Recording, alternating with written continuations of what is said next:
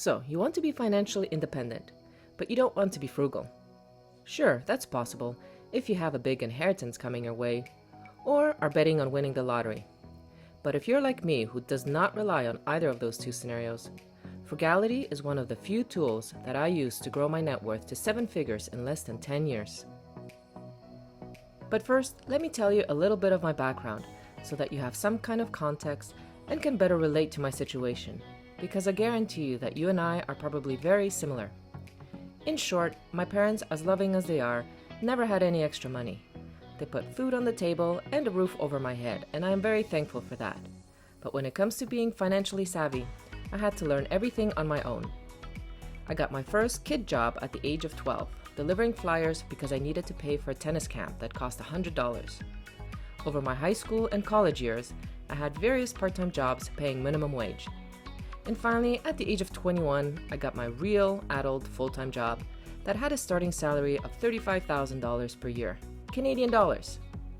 Now, my salary grew over the years, and I had a big career change in my early 30s.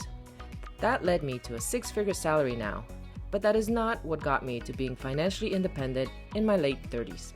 But first, let me define frugality, as many people confuse it with being outright cheap. To me, frugality is the practice of being mindful about my spending and making smart, deliberate choices to save money.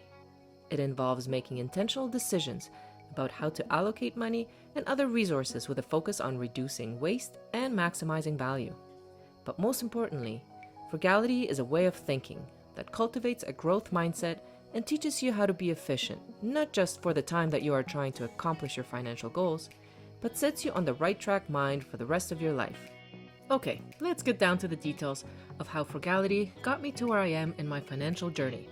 Number 1, happiness. I only spend money on things that bring me pure happiness and keep me in great physical shape. So that includes access to national parks, sporting equipment, and a gym membership. I also prioritize eating healthy and having the right balance of work, play, and relaxation. I don't waste money on anything that isn't a necessity or doesn't bring me joy.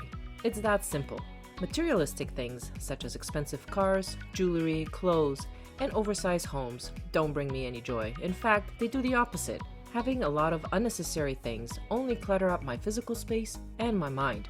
Now, I used to live in a large home, but most of it was wasted space that I needed to heat in the winter, cool in the summer, clean it, maintain it, insure it, and overall worry about it. As for cars, unfortunately, I need one to commute to my job since I live 50 kilometers away, but I never buy new because I refuse to buy items that depreciate over time. If you are tempted to buy something, give yourself 24 hours to think about it before tapping that Visa card. You will eventually realize that your money is better off being invested in something that appreciates over time or even earns you money. Number 2. Increased savings rate. By only spending money on things that matter to me, I was able to increase my savings rate early on, even though I wasn't earning that much initially. This extra saved money was quickly put to work to earn me more money by buying dividend-paying stocks and a rental property. The more I saved, the more I put into my investments each year, and this had a snowball effect, to the point where I am now able to cover all of my living expenses with my dividend income alone. I sold my rental property a few years ago, but I invested the profits into the stock market because I wanted to build a stress-free, pure passive income stream, and my rental property was anything but stress-free or passive. Over the years, I repeated the process of maximizing my savings, investing all of my savings, and reinvesting the income that I earned from my invested savings. Now, you do that over and over for several years, and you won't believe how quickly your money grows. Number 3, avoided lifestyle inflation. Although by nature, I'm not a big spender, having a frugal mindset helped me resist lifestyle inflation. As my salary increased significantly over the years, my spending either stayed the same or even decreased in some years. Now, I don't care about fancy clothes or having a brand new car every few years because those are just materialistic things that eat up my hard-earned money and make other people rich. When I hear coworkers bragging about their brand new car, all I can think about is the $600 monthly payment that they are stuck with for the next 7 years. So don't get caught up with trying to keep up with all the frivolous spenders out there. You will regret it when you're 60 years old and still have to get up at 6 a.m. to go to work just to pay your bills.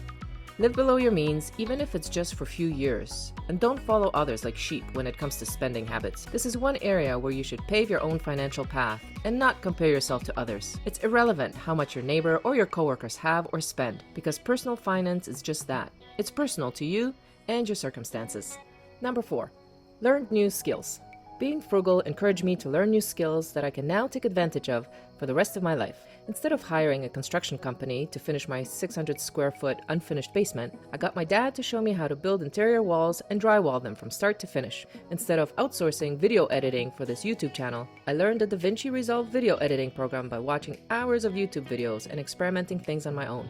I also don't spend money on things like house cleaners, landscapers, window washers, or anything else that I can easily do myself, but my biggest frugal hack is cooking 99% of my meals at home. I can't tell you how much money I've saved over the years by eating at home instead of takeout or going out to restaurants. Let me give you an example. I recently moved to a new town and I wanted to explore some of the restaurants that this town had to offer. I found one that had great reviews and was listed as one of the best places to eat at.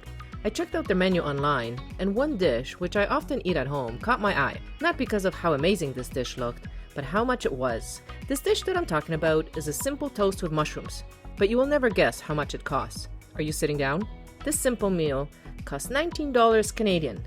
Now add 13% tax and 15% tip, and you're looking at a meal that costs you $24.32.